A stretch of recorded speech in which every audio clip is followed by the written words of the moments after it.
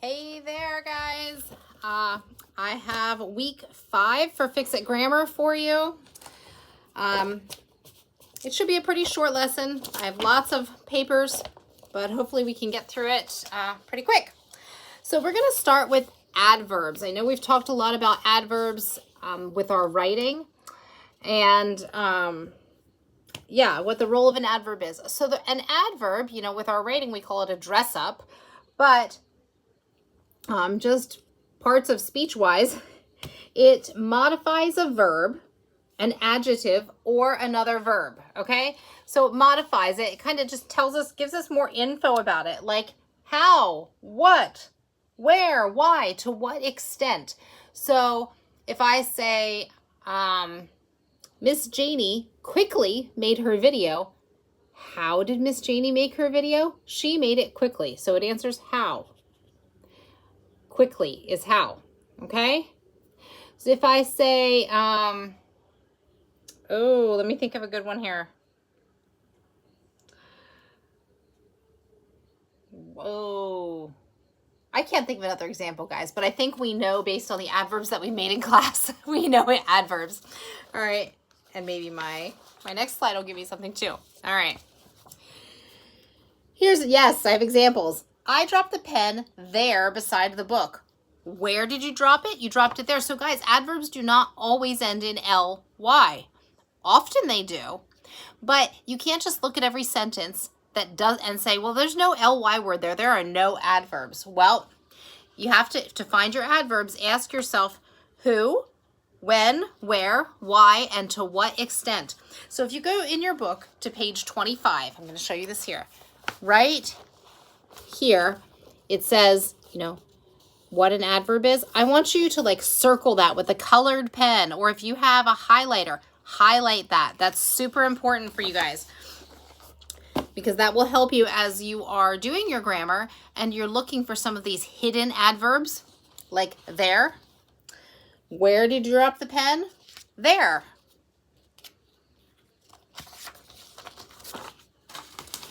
All right. Here's another example. He seemed genuinely happy when he indicated that he would visit us later. How happy? Genuinely. Okay, so there's an ly adverb doing its job, modifying how happy he seemed. Okay, so that adverb modifies happy. There's another adverb in this sentence. Visit when? Visit us later. Okay? So when's he going to visit? He's going to visit later. So we have two adverbs in this sentence, genuinely and later. So again, if you need a little help with that, go to page 25 where it talks about adverbs. And there's some good answers for you. I recommend highlighting them or circling them with the colored pen. Like I said, not all words that end, I said that not all adverbs end in ly, but sorry guys, it's English. English language is not always super straightforward. Not all words in every sentence that end with ly are adverbs. Sorry, it stinks. So we have these imposter ly words, meaning that they end in ly, but they're not adverbs.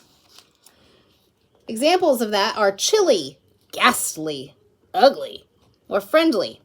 So if a word describes a noun, it's an adjective, not an adverb. So if I say, the chilly weather took me by surprise, chilly is an adjective describing the weather. It's not an adverb. If I say, the ugly duckling waddled to the pond, ugly describes duckling. It's describing a noun. It's an adjective. Sorry, not an adverb. Here's an example. Tom inadvertently touched Sally's s'more with a stick. He touched it how? He touched it inadvertently. So see, it's an adverb modifying the verb. Inadvertently is not telling us about Tom. It's telling us about how he touched it. So that means it's an adverb. Another example, Ted accidentally tripped on the stairs. How did he trip? accidentally. The ly word is telling us how he tripped. It's modifying that verb. I don't know. Can you guys see this? I feel like it's a little far away. How did he trip? He tripped accidentally. That's an adverb. Freddie uttered a ghastly sound when his leg broke. So what is ghastly telling us about? It's telling us about the sound. Freddie uttered a what? He uttered a sound. Our verb in this sentence is uttered. So Freddie is the subject because he's the one doing the thing. What did he do? He uttered a ghastly sound. Well, sound is a noun. The sound was ghastly. So it's that ly word is not modifying a verb. It's giving details about a noun. So it is not an adverb. It describes a noun, so it's an adjective. An ly adverb dresses up our writing, just like we talk about in our writing and composition portion of class. It creates a strong image or a feeling. So why do we talk about all these ly words? Why do we make lists? Why is it so important to use those as dress-ups in our writing? Well, because it gives more detail. It's more creative. You know, I have think about as you write your composition piece this weekend, how adding those ly words makes it more descriptive. You sound more like you know what you're talking about. Okay? And it just sounds nicer. Your writing sounds nicer.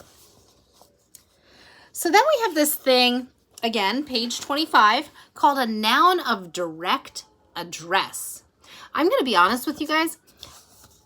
I had a ton of grammar through elementary and middle school. My mom was an elementary school teacher, and English was like her jam. Super good at English. And she ran me through the paces with English big time.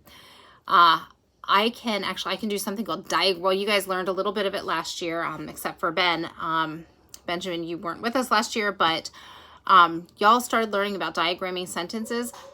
I could diagram the most complex sentences, but I had never heard of a noun of direct address. I'm thinking that this is a special fix-it grammar thing as they attempt to make grammar a little easier for you. I'll admit to you that with my, I'm going to sound like a nerd and say my grammar background, it feels like it's complicated to me, but maybe for somebody who doesn't know a lot about grammar, this might be more straightforward and more understandable. So I hope that it's that way for you guys here. All right. So we have this noun of direct address, or an NDA. It refers to someone directly.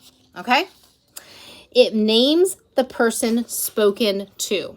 So in a sentence, if you are doing if you are speaking to a specific person and you use their name, that could be the noun of direct address. So if I say, my husband, Travis, is coming home soon. Travis is my noun of direct address. Speaking of which, I just got a text from him. Andrew, I need you to open Dad's garage door for him, please. Well, go do it anyway. So a noun of direct address can appear at any natural pause in a quoted sentence. So it's usually always a sentence that someone is speaking. It's a quote. So here's an example. Robin, tomorrow you will win the contest, his friend said. So see, it's a quote. We have quote marks, and his friend is saying it. Robin, tomorrow you will win the contest, his friend said. So it's like you're reading it in a book or something. Our noun of direct address here is Robin. We wouldn't need that in the sentence, would we? We could just say, tomorrow you will win the contest, his friend said. But the noun of direct address tells us more specifically who he is talking to. The friend is talking to who? To Robin. That is our noun of direct address. Here's another example. Tomorrow, Robin, you will win the contest, his friend said. So there, our noun of direct address is just moved into the middle of the sentence. And you'll notice here, it's in quotes, and we have a comma on either side. Tomorrow, comma, space. Robin, comma, space. Then lastly, tomorrow you will win the contest, Robin. said his friend. So see, contest, comma, Robin, in quotes. The friend is directly addressing Robin by name, noun of direct address. So we have to remember, guys, this is important, that a noun can only do one job in a sentence. It can only perform one function at a time in any given sentence. So a noun of direct, oh my word, a noun of direct address is never the subject. So let's go back to this sentence here. Tomorrow, Robin, you will win the contest. What is the subject of that sentence? It is not Robin. It is not Robin. It is you will win the contest. Robin is the noun of direct address. Our sentence can function without that. So you is the subject. Will, win is our verb phrase. Okay? Robin is not the subject. That's a noun of direct address. So just keep that in mind as you're doing your sentences this week, your grammar pages, that your noun of direct address is never the subject. Almost done, guys. So we need to talk real quick about commas. They're used to separate items in a sentence. We know that, right? We talked about how when we normally speak, if you read something and there's a natural pause in your sentence, you might want to add a comma there. Well, we use them to separate the noun of direct address from the rest of the sentence. So I'm going to pull that paper back up here. Oh, not that one. This one. Pull this back up here. Robin, comma, you will win the contest. Okay, so they're using commas to separate that noun of direct address from the rest of the sentence. We also use them to separate the noun of direct address. Oh, no, I already said that. Yeah, we use them to separate the noun of direct address from the rest of the sentence. Sorry, guys. Robin, comma, you should enter the contest, his friend suggested. So we don't just say, Robin, you should enter the contest. We say, Robin, you should enter the contest. Did you hear the difference in that as I spoke it? Like I said, if you can speak these things in your head, you're going to hear where your commas belong. And if you feel like that's a huge struggle for you, ask somebody, especially ask somebody who is a good read aloud person, that they can read a book aloud and it makes a lot of sense to you. Those people usually are really good at pausing with their commas. You add commas to separate the noun of direct address. Can't say that enough, guys. Can't say that enough. As you do your work this week, if you see a word, one word separated by commas from the rest of the sentence, there's a good chance that that is your noun of direct address. So then we also need to talk about homophones here. We talked about them a bit last week. Homophones are words that sound like another word, but is spelled differently and has a different meaning. So we have some quick examples here. It's and its, your and your. They sound the same, it and it, its and its, your and your. They sound exactly the same, but they mean totally different things. Well, how can that be? Its, I-T-S, is a possessive pronoun. It's, so we could say here, its target. Like the arrow's target was 50 feet away. We could say its target. Well, that's a possessive pronoun. The target belongs to it. Then we have IT apostrophe S, its.